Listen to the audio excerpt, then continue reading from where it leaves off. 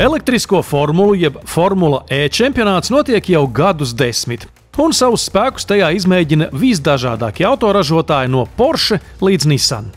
Lai gan Formula E dalībnieku netrūkst un sacīkstes notiek visā pasaulē, brīžiem rodas sajūta, ka šis čempionāts eksistē pats par sevi un nekādi nav saistīts ar ielas elektromobīļu tehnoloģijām.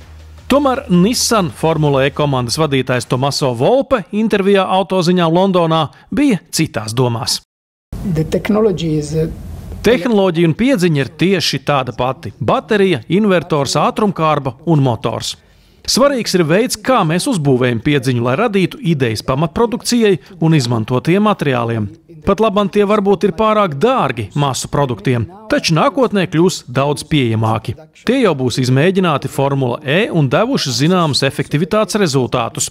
Pēc gadiem tos varēs izmantot pamatmodeļu ražošanā, jo tie jau būs izmēģināti formulā. Varēs izmantot datus un aprēķināt maksimālo efektivitāti. Tātad mēs pārnesam ne jau pašu tehnoloģiju, jo tā jau ir tāda pati. Tas ir veids, kā izgatavot piedziņu, piemeklēt materiālus un atrisināt inženieru uzdevumus, ko mēs varam pārnest un pielietot nākotnes ielas automašīnās.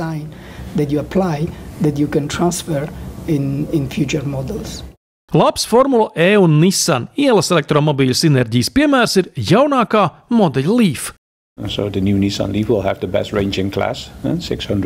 Jaunajam Nissan Leaf ir labākā sniedzamība klasē – 604 km.